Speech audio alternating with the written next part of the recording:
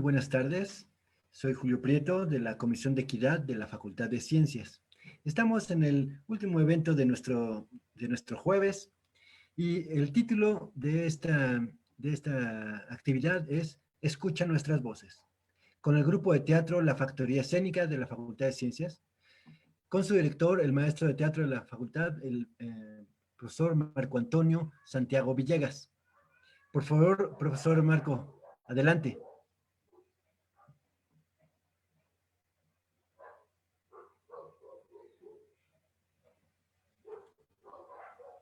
Profesor Marco, estamos listos para empezar.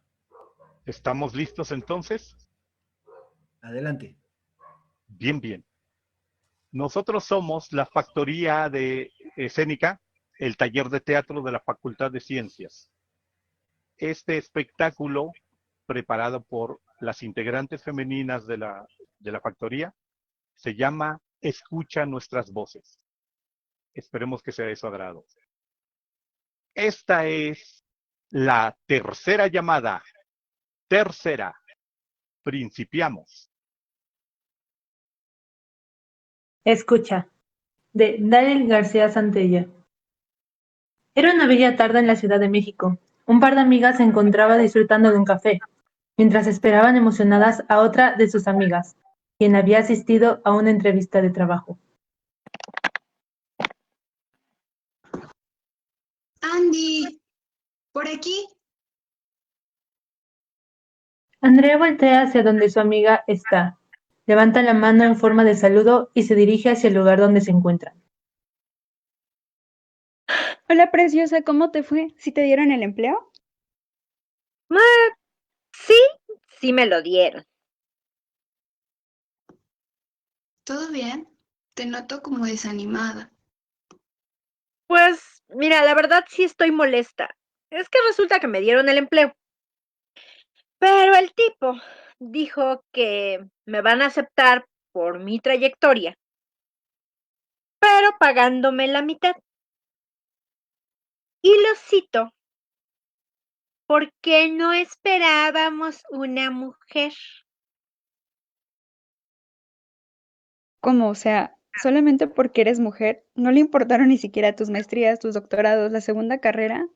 Por Dios, o sea, tu trayectoria es demasiado buena y creo que no merecías eso. Pues sí, pero ahorita no puedo darme el lujo de rechazar el empleo. Pero bueno, miren, ya mejor, total, me quedé. Es lo que cuenta. Cambiemos de tema. ¿Y cómo te fue con el chico este con el que ibas a salir, con Sebastián? Sí, pero no, fatal. Estuvo horrible. El tipo es un pesado. Resulta que me arreglé para cenar con él y nos quedamos de ver en el restaurante, el que está cerca de mi casa. Pues cuando llegué, me reclamó que mi vestido era demasiado corto y que si estaba buscando que otros hombres me vieran, mejor se lo dijera directamente. Hasta se quitó su saco y me lo aventó encima. Obviamente me lo quité. Me di media vuelta y lo que quería era irme de ese lugar. Pero él me detuvo y me dijo, no vas a hacer aquí un numerito. Ya está la reservación hecha. El sujeto hasta me jaló y me lastimó un poco el brazo. Ay, no, Dios mío, qué horror de tipo, pero, oye, ¿por qué no pediste ayuda o que nadie te defendió? Pedí ayuda a los camareros y a la persona de seguridad, pero todos respondieron que él era mi pareja y ya estaba la reservación hecha, que lo solucionáramos entre los dos. Él no me soltaba porque yo había accedido y tenía que cumplir y cenar con él. Le dije que estaba bien, que iba a cenar con él. Nos asignaban una mesa, estuvimos ahí sentados un momento y le dije que iría al baño. Tomé mi bolsa y me fui. Por un momento pensé en regresar a la mesa, pero noté que el baño estaba a sus espaldas, igual que la puerta de salida. Así que solo esperé unos segundos mientras él estaba entretenido leyendo el menú y me apresuré mucho para salir del restaurante. Me fui corriendo hasta mi casa. El celular no dejaba de sonar, de llamadas y de mensajes de él. No, bueno, ya ni les digo lo que me sucedió a mí. Ven que ya les había comentado que, pues, no deseo ser madre y además pues, por mi trabajo no me lo permite, así que pues agendé una cita para por fin hacerme la ligadura. Llego, empiezo a hacer los trámites, empiezo a firmar y al final me dice la recepcionista, su marido debe de firmar los papeles. Y yo así como de, disculpe, es que pues yo no estoy casada y me dijo que no, me quitó los papeles y me dijo que qué tal si mi marido, bueno, en un futuro quería tener hijos. O sea, ¿qué le sucede? Ay, no, qué horror. La verdad es que tengo la esperanza de que estas cosas cambien. Estoy segura de que va a cambiar. Lo vamos a cambiar.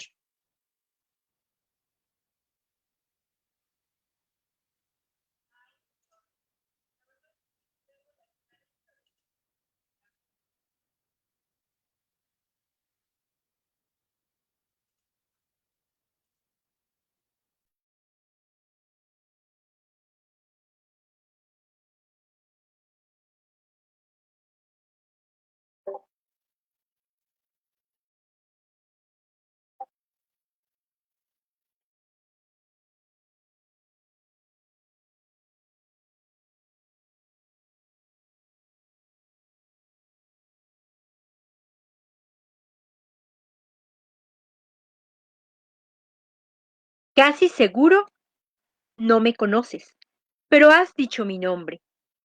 ¿Has usado el procedimiento que inventé o te has comido algo preparado con ese proceso? Prácticamente no existe una persona que no haya escuchado del baño María. Es un procedimiento usado en laboratorios, industrias y cocinas de todo el mundo, todos los días. Soy conocida como María la Hebrea o María la Judía. Viví y trabajé como alquimista en los primeros siglos de la era cristiana. En el siglo IV, un alquimista de Alejandría, Zósimo de Panoplis, recuperó parte de mi obra y la incluyó en una recopilación de saberes antiguos, junto con otros sabios de la alquimia. Así, se supo que escribí varios textos científicos e inventé procedimientos e instrumentos para mejorar la destilación de sustancias químicas. Se me conoce como una de las primeras alquimistas de la historia. De esa disciplina, no solo nacería la actual ciencia química, también surgieron descubrimientos que siguen vigentes, como precisamente el famoso proceso de calentamiento uniforme que lleva mi nombre. Ahora, cada que escuches o leas poner a baño María, ya sabes que se refieren al invento de una mujer que ha estado utilizándose por probablemente cerca de 2000 años.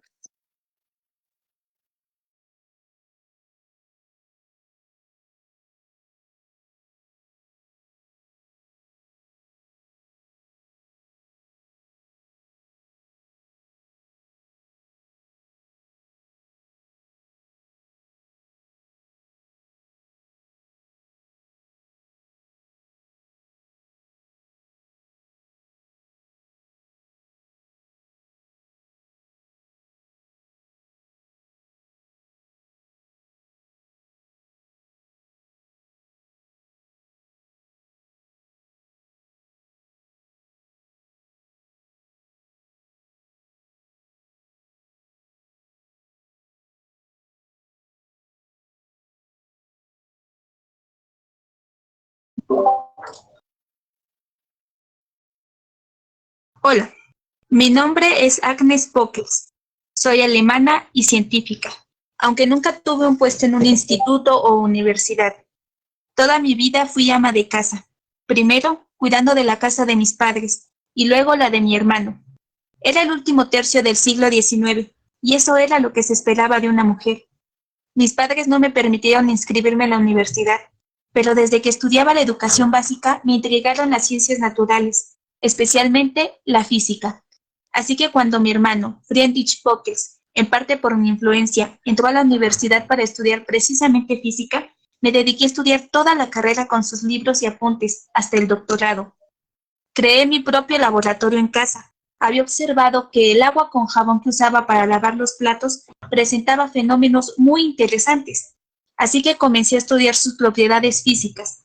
Inventé un dispositivo para medir la tensión superficial de monocapas de sustancias hidrofóbicas, como el aceite, y anfipáticas, como el detergente. Lo hice con un sartén de estaño con separadores de hojalata. Una de las inserciones era móvil y con ella lograba comprimir una capa de jabón depositada sobre agua. Las moléculas ocupaban todo el espacio disponible y se usa la inserción móvil para comprimir la capa. Se va registrando la presión y al llegar al momento en que cambia bruscamente, las moléculas pasan al máximo de compresión. A este punto se le llama ahora el punto de Poques. En ese momento, sabiendo la superficie y el número de moléculas de jabón depositadas, sabes el área que ocupa una molécula.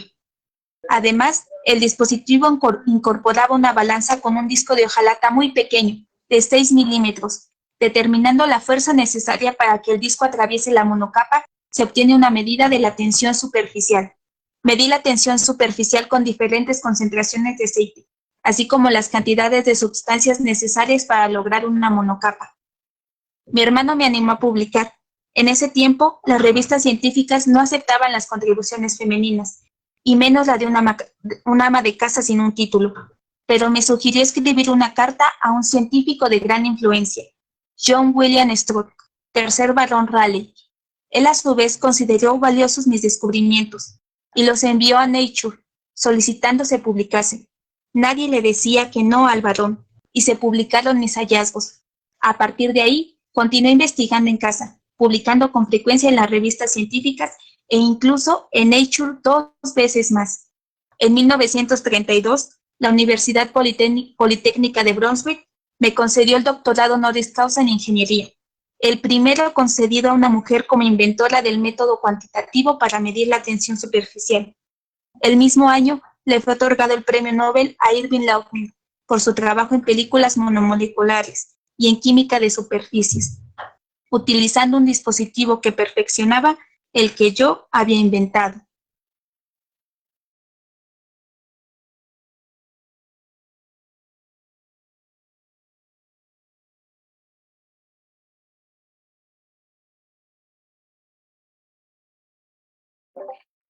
Mi nombre es Grace Chisholm. Nací en Inglaterra en el siglo XIX. Siempre me gustó estudiar. Mi padre trabajó en la oficina de pesas y medidas del gobierno, y mi madre era una excelente pianista, así que las matemáticas estuvieron presentes en mi vida desde muy pequeña. Las matemáticas están muy relacionadas con la música, ¿lo sabían? Aunque era la más pequeña de mis hermanos, era la más estudiosa. Sin embargo, mi madre se opuso a que estudiara medicina, incluso cuando aprobé los exámenes para entrar a Cambridge. A mi madre le parecía que una señorita victoriana no podía andar entre enfermos y abriendo cadáveres. Mi padre me apoyó para entrar a estudiar matemáticas y obtuve mi licenciatura en Cambridge. Pero para poder continuar mis estudios, tuve que ir a Göttingen, en Alemania. Conseguí mi doctorado con una tesis sobre grupos algebraicos y trigonometría.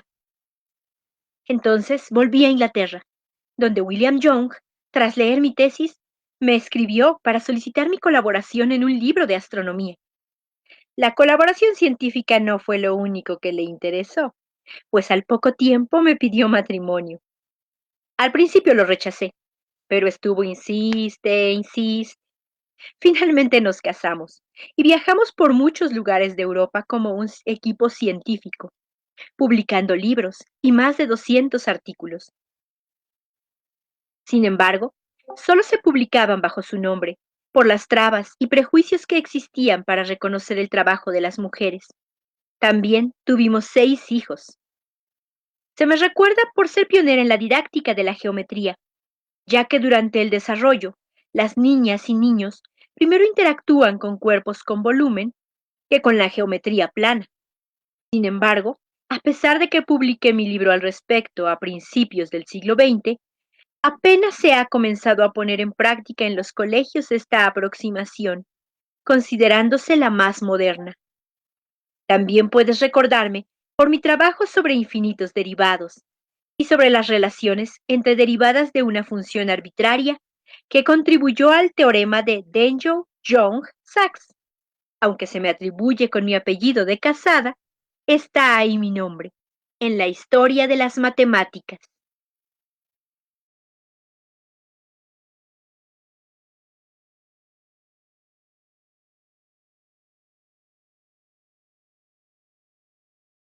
Monólogo de Simone de Beauvoir. Hace poco cumplí 40 años. Después de haber escrito varias novelas, quise escribir sobre temas más propios, más personales. Tomé mi pluma y después de varias páginas, me di cuenta que iba a ser inevitable hablar de mi condición femenina, de mi condición de mujer. Porque cuando se presenta un hombre, es suficiente para él decir: buenas tardes, soy el señor Hernández y soy escritor. Para una mujer, como yo, tengo que decir: buenas tardes, soy escritor y soy mujer. ¿Por qué tendremos que presentarnos así? Dudé mucho en empezar mi investigación sobre la condición femenina. Era un tema ya bastante escrito en muchos artículos. Se está perdiendo la feminidad. La feminidad va a desaparecer. El tema se vuelve fastidioso, sobre todo para las mujeres. Pero, al final, ¿qué es la feminidad?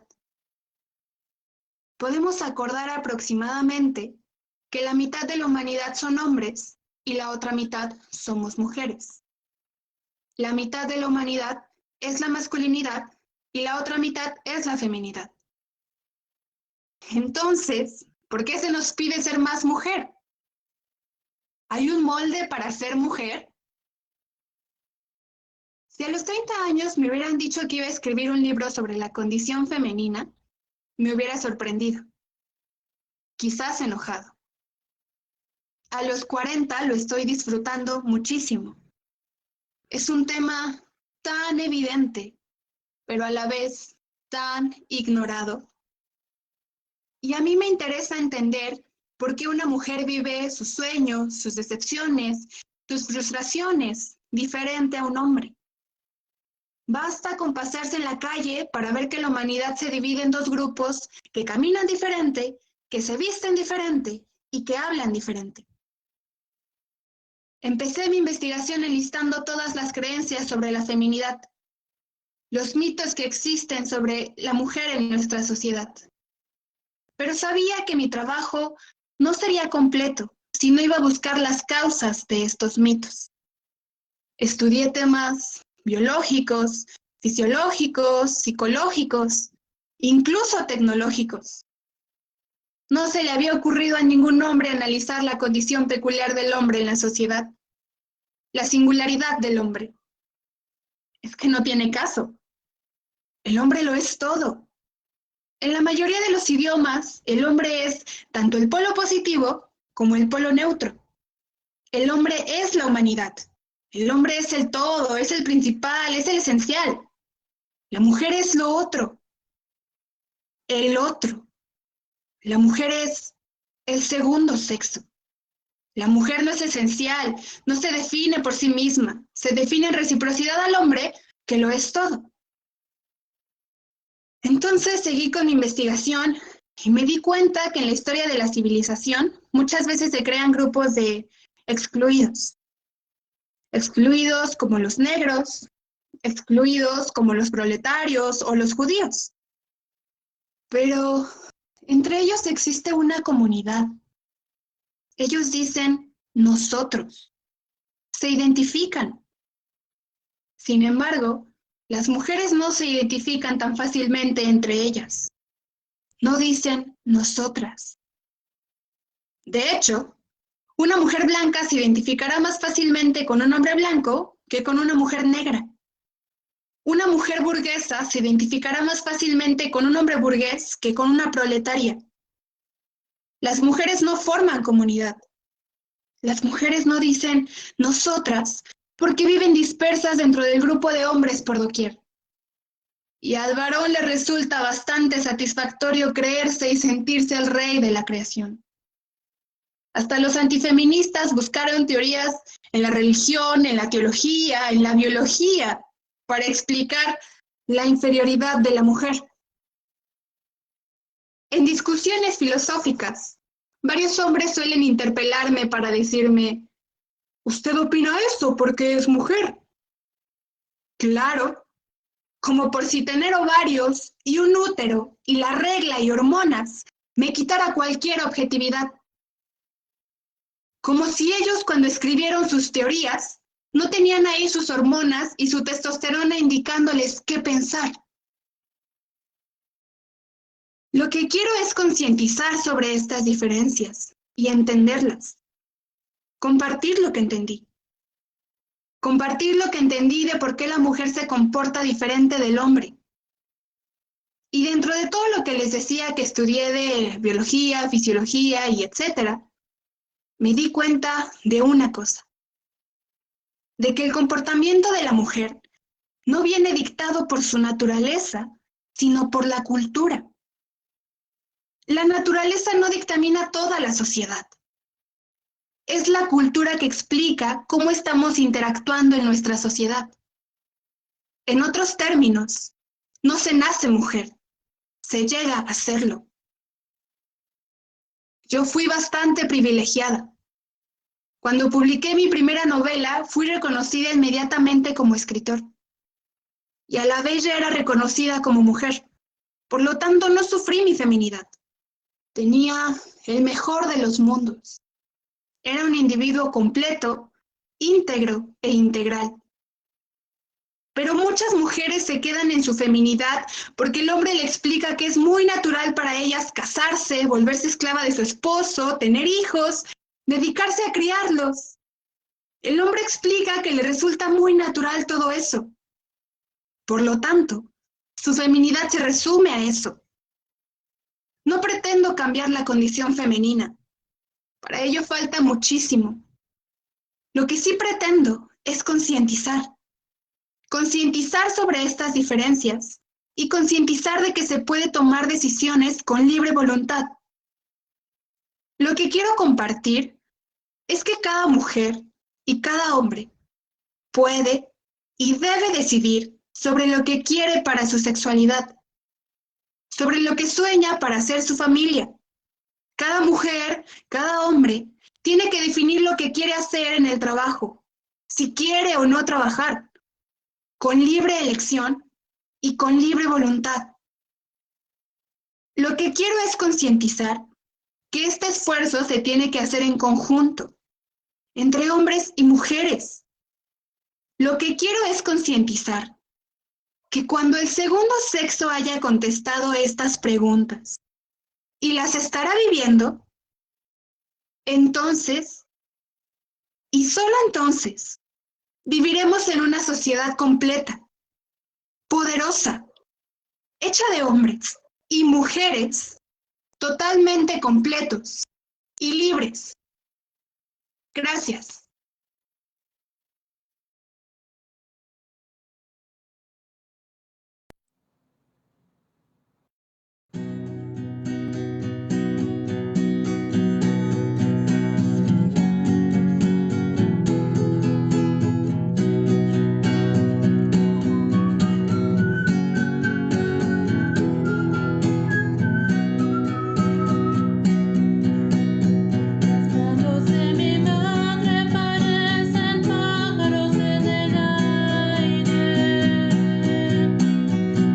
Historias de cocina.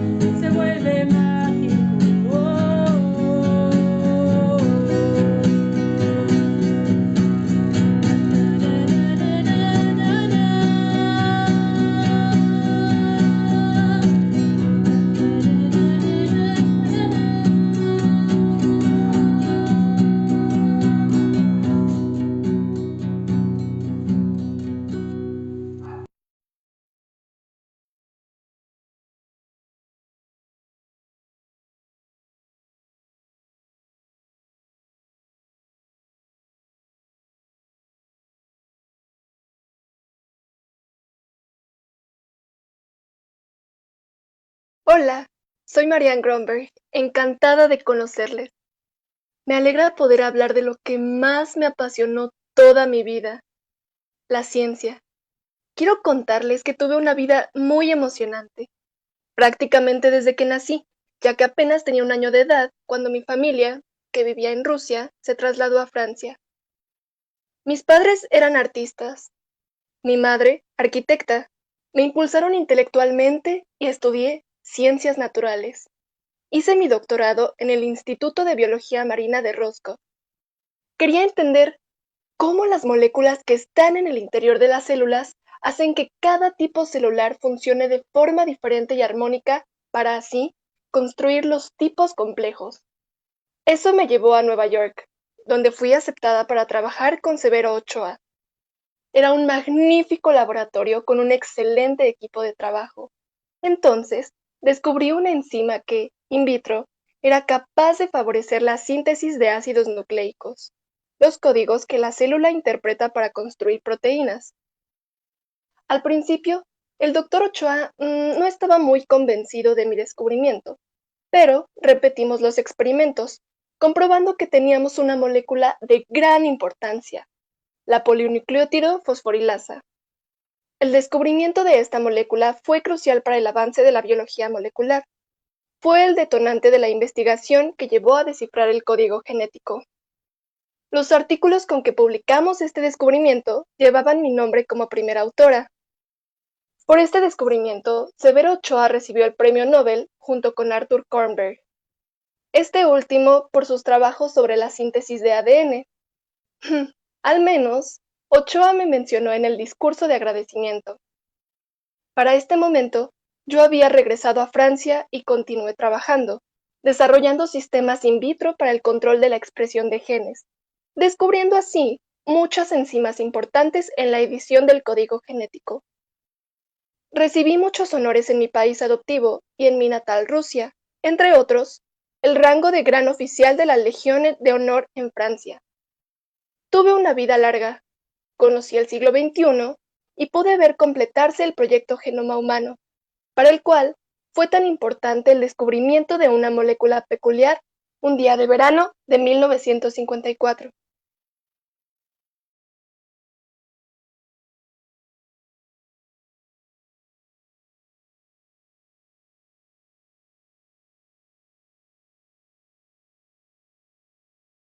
El siglo de las luces en Europa fue una etapa muy emocionante, en la que el entusiasmo por las ciencias, el conocimiento y los nuevos descubrimientos hicieron que el hombre con que se conoce el siglo XVIII fuera bien merecido. En este ambiente estimulante, en la misma ciudad de París, nací y crecí.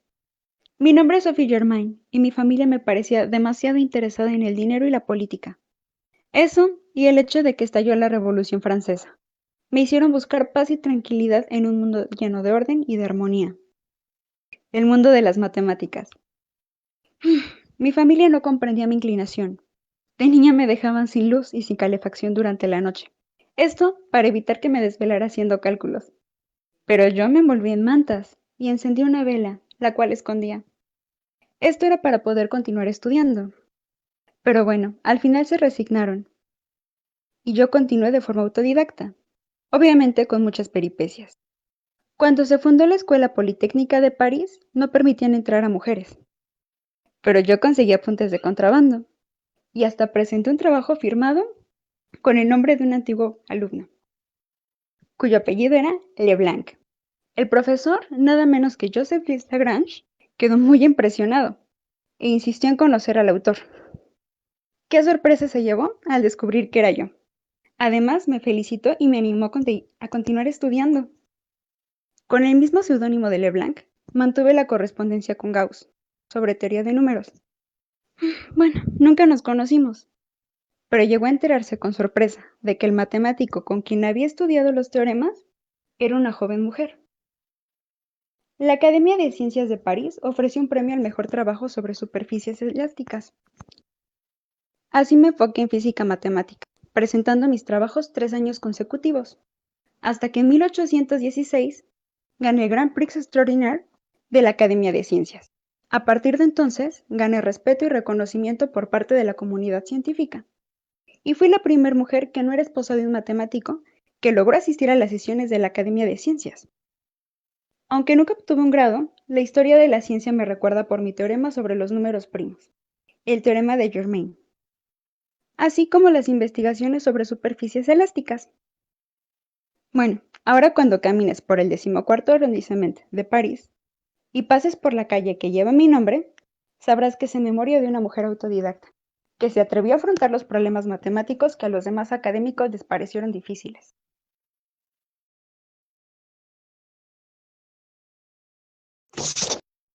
Al contemplar el cielo sin instrumentos, podemos ver numerosos cuerpos celestes, que percibimos gracias a su brillo. Algunas son estrellas que poseen luz propia. Otros, los planetas, reflejan la luz que les llega desde el Sol, y al estar más cerca que cualquier estrella, la luz solar que reflejan y que alcanza la Tierra llega a tener un brillo más intenso a nuestros ojos. Soy María Margaret Winkelmann, y la astronomía fue la gran pasión de mi vida. Nací en el siglo XVII en Leipzig. Mi padre, pastor luterano, creía que las mujeres tenían el mismo derecho que los hombres a estudiar. Aunque él falleció cuando todavía era yo una niña, mi tío continuó encargándose de mi educación. La astronomía me fascinó y entré a trabajar como ayudante de Christopher Arnold, astrónomo aficionado gracias a quien conocí a Gottfried Kirch, un astrónomo ya con un nombre forjado, 30 años mayor que yo, pero con quien tuve tal afinidad que terminamos casándonos y teniendo un hijo y 3 hijas. Gottfried era mi esposo y mi compañero de observatorio. En Berlín mi marido fue nombrado astrónomo de la Academia de las Ciencias. No me dieron a mí ningún cargo oficial por ser mujer, pero seguí al lado de Gottfried como su ayudante. Elaborábamos calendarios y almanaques que nos proporcionaban excelentes ingresos. Una noche desperté a mi esposo, pues acababa de descubrir un cuerpo que se movía velozmente. Me convertí en la primera mujer en descubrir un cometa, el C-1702. Aunque oficialmente fue Gottfried el que lo reportó. Pero años después él me reconoció como la verdadera descubridora del cometa. También publiqué varios estudios como las observaciones sobre la aurora boreal. Sin embargo, al morir mi marido en 1710, aunque solicité su puesto, me fue negado. La razón era yo una mujer. En vista de que no me otorgaron un puesto, seguí trabajando en el observatorio privado del barón Krosigk, educando a mis 4 hijos en astronomía. En 1716, mi hijo único varón, Christfried, consiguió el cargo de director del observatorio de la Real Academia de Ciencias de Berlín. Mis 3 hijas, aunque versadas en astronomía, por el hecho de ser mujeres, solamente pudieron trabajar como ayudantes de su hermano. Recientemente se ha comenzado a reconocer mi aportación en la astronomía. Al contemplar el brillo de un cuerpo celeste, podemos ignorar si produce su luz propia o si refleja la de otros. Hace falta una observación más cuidadosa y un mayor estudio para darse cuenta que es una verdadera estrella que brilla con luz propia.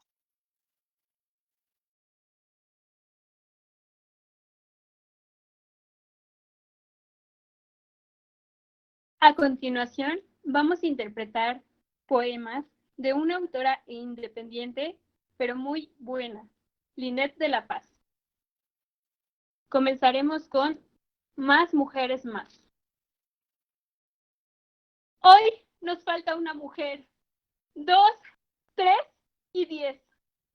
Algunas mujeres son arrebatadas al día, o al menos eso dicen las cifras oficiales, pero sabemos que nos faltan aún más. Parece que para la mayoría se quedan en números, pero nosotras sabemos que eran personas. Era Carolina que estudiaba en el INA. Era Mayra de 11 años a quien se le arrebató la vida tras ser torturada. Es la nena de 4 meses que fue agredida y asfixiada. Son las víctimas del monstruo de Catepec.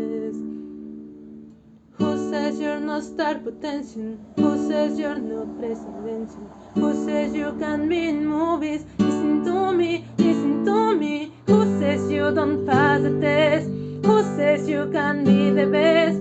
Who said, when you tell me how said that? Yeah, who says you're not perfect? Who says you're not working? Who says you're the only one that's hurrying? Trust me, that's the price of beauty. Who says you're not pretty? Who says you're not beautiful? Who says you're not perfect? Who says you're not working? Who says you're the only one that's hurrying? Trust me, that's the price of beauty. Who says you're not pretty? Who says you're not beautiful? Who says?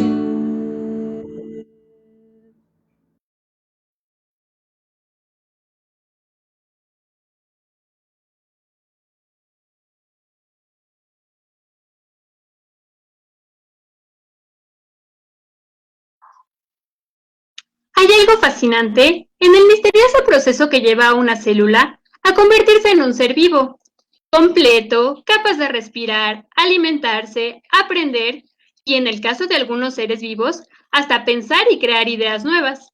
Eso estudia la embriología. Permítanme presentarme. Mi nombre es Hilde Mangold y desde que comencé a estudiar en mi natal Alemania, me atrajo la zoología. Un día, en la Universidad de Frankfurt, asistí a la conferencia de un destacado embriólogo, Hans Spielmann. Me pareció tan emocionante que decidí dedicarme a la investigación en el área y unirme a su equipo. Muy pronto, Spielmann se mostró muy satisfecho con mi empeño y talento y me asignó como proyecto para tesis doctoral el trasplante de tejidos entre embriones de salamandras.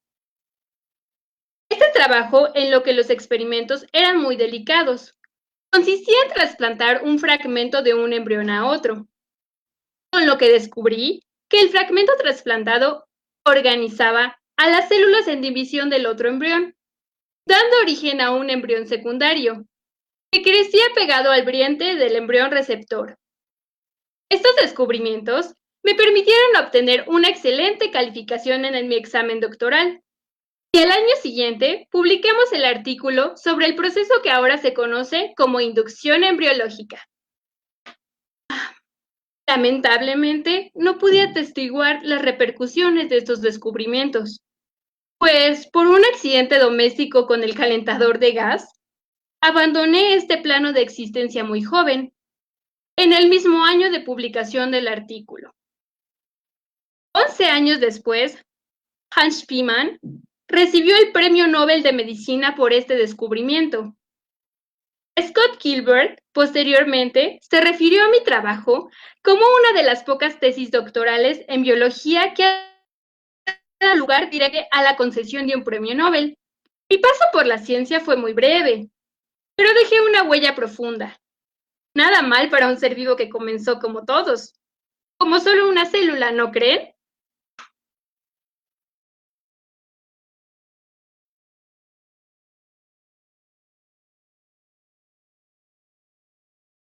Buenas tardes, jóvenes. Soy la doctora Liz Meiner. Tal vez me conocen como la madre de la bomba atómica, aunque nunca me gustó ese título sensacionalista. Nací en Viena. Mi padre motivó y apoyó el quehacer intelectual de todos sus hijos. Comencé a estudiar la universidad en 1901, en una generación en que solo hubo otras 3 mujeres. Apenas pocos años antes el gobierno austriaco había permitido que las mujeres estudiaran licenciatura. Estudié física con Ludwig Boltzmann y obtuve el doctorado muy pronto, pero no había futuro en Viena. En Berlín me permitieron trabajar en un laboratorio de un sótano que había sido abandonado. Conocí a Otto Hahn, que pidió voluntariamente colaborar conmigo. Publicamos numerosos artículos juntos sobre elementos radioactivos. Aunque colaborábamos a la par, yo no recibía ningún salario ni nombramiento, mientras que a Otto Hahn sí se le remuneraba. Mi investigación la financiaba mi propio padre. En 1914 comenzó la Primera Guerra y trabajé en el Hospital Lichtenfels como técnica de rayos X, mientras proseguía las investigaciones sobre el uranio. La Asociación de Química Alemana condecoró a Hahn con la medalla Emil Fischer por nuestro trabajo conjunto. A mí me ofrecieron una copia de la medalla sin el conocimiento explícito de mi contribución. No fui a recogerlo. Detecté por primera vez el positrón.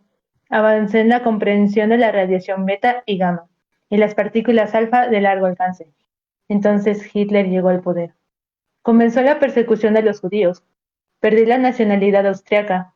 Hahn, entonces director del instituto, me expulsó del laboratorio. Mis amigos, Paul Scherrer y Niels Bohr, trataron de que saliera del país, pero el gobierno alemán me quitó el pasaporte y me prohibió viajar. Salí clandestinamente en un tren. Sin dinero y sola, esperé por meses a que alguna universidad me ofreciera trabajo. Comencé a trabajar en Suecia, pero con todos los obstáculos posibles para la investigación y el suelo más bajo del instituto. Seguí la colaboración a distancia con Otto Hahn. Hahn publicó los resultados de la colaboración sin mencionarme, alegando que no podía publicar con una disidente judía.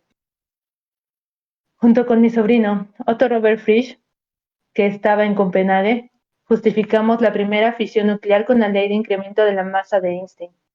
Publicamos en Nature, y eso lanzó a la carrera a todos los científicos americanos. Me ofrecieron participar en un grupo internacional de investigación para conseguir una bomba atómica. Era una oportunidad de trasladarme a Estados Unidos y dejar ese laboratorio donde no me querían. La rechacé. No quise tener nada que ver con una bomba. En 1944 se le concedió el Premio Nobel de Química a Otto Hahn. Nadie comprendió por qué, habiendo sido nominados los dos juntos en 1939, ahora se le concedía únicamente a él. En 1946 viajé a Estados Unidos y me recibieron con honores. El presidente Truman me entregó el premio de Mujer del Año. Me propusieron una película, que no acepté. No tenía sentido nada de lo que ahí se contaba. Cuando Otto Hahn recogió el Nobel, no mencionó en absoluto los 30 años que colaboramos. Aunque no recibí el Nobel, tuve muchos otros reconocimientos, incluyendo el premio Enrico Fermi, a pesar de que Otto Hahn intentó que no se me otorgara. Si miran en la tabla periódica, allí está el elemento 109, el magnerio. Me gusta más ser recordada con el nombre de dicho elemento que con el apodo de Madre de la Bomba Atómica, aplicación destructiva de la física nuclear con la cual nunca estuve de acuerdo.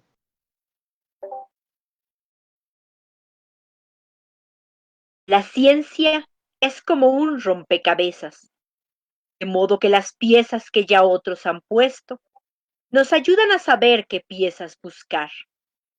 Cuando Mendeleev desarrolló la tabla periódica, ésta tenía espacios vacíos, y él predijo que debían existir algunos elementos desconocidos hasta ese momento, con las propiedades adecuadas para llenar esos vacíos. Mi nombre es Aida Tak, y me di a la tarea, junto con mis compañeros, de buscar esas piezas faltantes. Fui una de las primeras mujeres en graduarme en química en Alemania, y aunque al principio trabajé en la industria, pronto me interesé en la investigación básica. En el equipo conformado también por Otto Berg y Walter Nodak, descubrimos el elemento número 75, al que llamamos renio. Es un elemento rarísimo, pero presente en la naturaleza, de color plateado brillante, altísimo punto de fusión y muy denso. Mis investigaciones me llevaron también a plantear la hipótesis de la fisión nuclear, que tiempo después los experimentos de la física austriaca Lise Meitner, junto con Otto Hahn y Fritz Strassmann, confirmarían. Estuve nominada 3 veces al Nobel de Química, lo que fue un gran honor, aunque nunca lo gané. Pero la contribución que hice al entendimiento de los materiales que construyen el universo dejó mi nombre marcado en la historia de este rompecabezas que es la ciencia, para demostrar que, sin las mujeres científicas, el conocimiento tendría demasiadas piezas faltantes.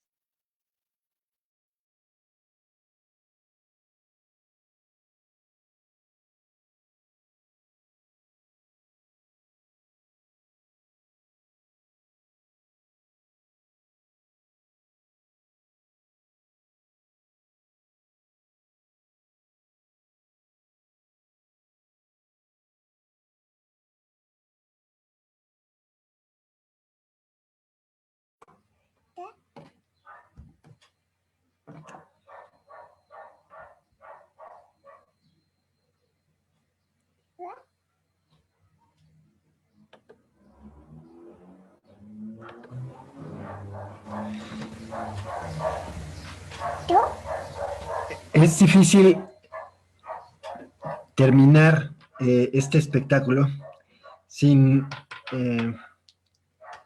sin la emoción en la voz. La verdad es que ha sido una experiencia fenomenal. Yo quiero agradecerles a todos y a todas las que de la factoría escénica, por supuesto, al profesor Marco, el director, pero a todas las actrices que con su voz han dado hoy le han dado voz a todas las mujeres que nombraron. Quisiera pedirle a Janet, que está por aquí, también de la Comisión de Equidad, si quiere decir algo.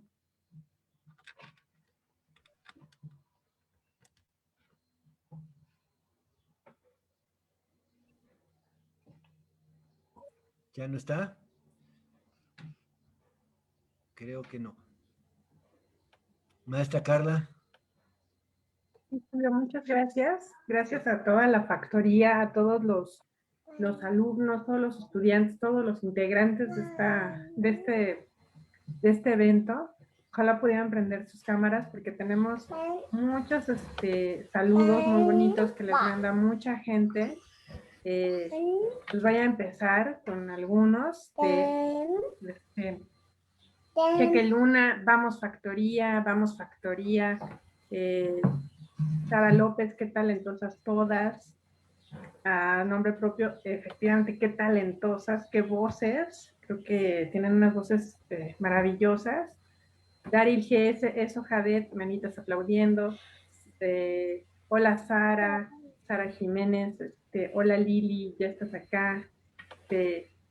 Híjole, todo lo que tienen es muy buenas, puras felicitaciones por sus excelentes voces, que justamente como dice el maestro Julio, le dan voz justamente a todas estas mujeres que fueron invisibilizadas en algún momento y que estamos tratando de darles un lugar en este espacio, de darles el lugar que se merecen, porque fueron, son y seguirán siendo ejemplos a seguir como mujeres dentro de la ciencia, y fuera de la ciencia seguro también hay más mujeres que necesitamos nombrar.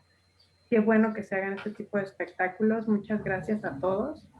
De verdad, tocaron nuestros corazones. No sé si quiere alguno de ustedes decir algo al público en general, y de antemano muchas gracias también.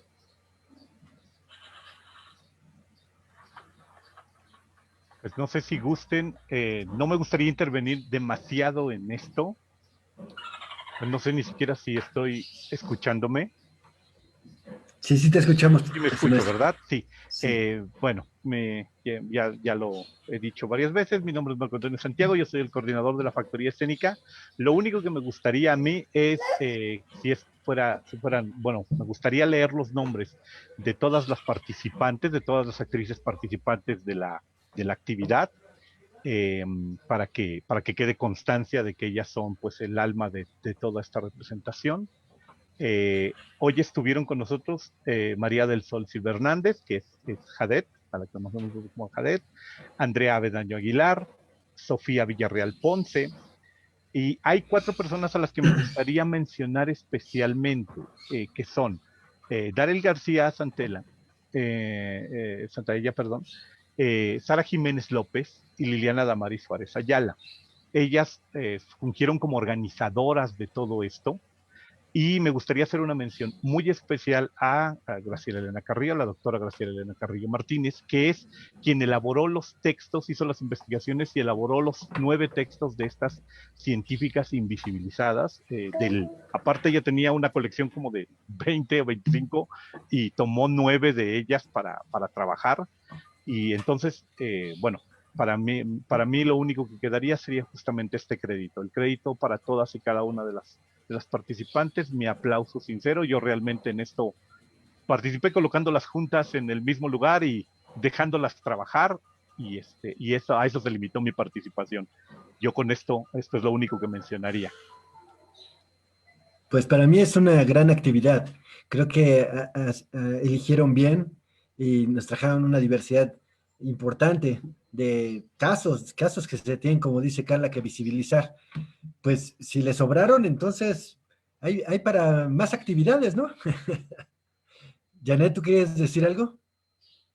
Sí, pues reconocer el gran espectáculo que nos presentaron esta tarde nos remota, ¿no? Como a la lucha de las mujeres, y creo que es súper bonito que desde el teatro, desde este espacio de las artes, las mujeres se vuelvan a apropiar de este espacio para darle voz a aquellas mujeres que no lo tuvieron en su momento, y el reconocimiento de ellas, pero también para ustedes por este espectáculo que nos presentaron. Muchísimas gracias. Y esperamos, como dice Julio, que si quedaron casos ahí, que nos los puedan compartir en otro momento. Gracias y felicidades a todas. Gracias. Quienes quieran desbloquear micrófono de las integrantes de la factoría para hablar, por favor, adelante Lili, Daryl, Sofía, aquí están las tres, y está Sara también, bueno, están las tres organizadoras, y está Jadet, que es la voz que chulearon, entonces, y está la doctora Carrillo ahí también, que fue la elaboradora de los textos. Entonces, quien quiera de ustedes participar, adelante.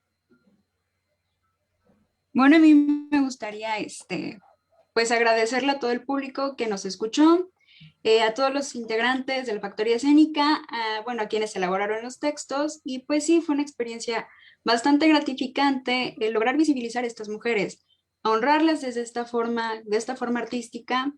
Y pues no queda nada más que agradecer a mis compañeras, que bueno, con quienes organicé este evento, y a ustedes por escuchar. Gracias, gracias de verdad. Es un privilegio tenerlas en esta fecha que conmemora el 8 de marzo, en este evento, perdón, que conmemora el 8 de marzo. Muchas gracias. Y yo quisiera agradecer a la comisión, a Carla, y bueno, a la facultad porque nos está brindando este espacio. Entonces es muy importante. Precisamente sí son muchísimos casos y pues lamentablemente hay muchos muy recientes de las mujeres científicas cuya voz pues no siempre es escuchada, cuya labor no es reconocida como se merece. Digo, conocemos recientemente nombres que se han popularizado, y sin embargo se puede revisar toda la historia de la ciencia y hay muchísimos casos en los que incluso tenemos casos tan recientes como de la década de los 80s y 90s. Entonces, la verdad es que es un espacio excelente que está brindando la facultad. Ya el año pasado tuvimos un evento, perdón, el año pasado todavía alcanzamos, justo tuvimos un evento presencial ya con el auspicio de la comisión. Entonces, la verdad es que como taller, como Factoría Escénica, pues estamos muy agradecidos y muy contentos de esta apertura de espacios, y pues ya saben que siempre cuentan con nuestro entusiasmo. Muchísimas gracias, chicos, Excelente. y felicitaciones a todas mis compañeras. Gracias. Gracias. Pues como le decía yo ayer a Maciel, ustedes representan, son ustedes de verdad la representación de lo que es la inclusión y lo que es la igualdad y lo que es el poder hacer cosas todos juntos en la Facultad de Ciencias. Ustedes son un ejemplo para nosotros como comunidad, y por eso creo que es muy importante su presencia en la Comisión de Equidad y en los eventos, pero se las voy a poner también al revés. Si ustedes quieren hacer cosas para tratar estos temas y que los apoyemos o que les demos espacios o tiempos, etcétera, pues yo creo que estamos más que dispuestos, ¿verdad, jefa? Dice Carla, sí, muy bien. Sí, Pues, así es. Tenemos abiertos todos los espacios. Gracias, Julio, que de repente me cuesta trabajo activarlo para que no se me caiga toda la pantalla. Muchas gracias, sí. Y tienen abiertas las puertas de la comisión y de la facultad para seguir sumando esfuerzos para tratar de erradicar la violencia. Y creo que si lo hacemos desde distintos frentes, tanto con ponencias, con conversatorios, y en este caso de una manera un poco más lúdica, ¿no? Acercándonos de otra manera, en este caso a través del teatro de sus voces, que son hermosas, de la actividad deportiva, cuando tuvimos una. Creo que vamos sumando esfuerzos y eso es bueno para una comunidad tan diversa como la que tenemos en la universidad y en particular en la facultad. De nuevo, muchas gracias a todos, maestra Graciela, maestro Marco, todos los participantes. Muchas gracias. Gracias a todos. Y un último detallito nada más para que no quede yo debiendo nada. Muchísimas gracias a Eduardo Vivaldo Daza, es nuestro coordinador de medios, es la persona que se encargó de la transmisión, junto con Jonathan. Entonces, muchísimas gracias a Jonathan Copetillo, Eduardo Vivaldo, porque ellos fueron los que se aventaron precisamente esta coordinación del evento, ellos fueron los que lo hicieron posible por todas las dificultades que tenía y no me quería ir sin darles crédito a ambos. Muchísimas Claro que sí. gracias. Claro que sí. Bravísimo. Muchísimas gracias.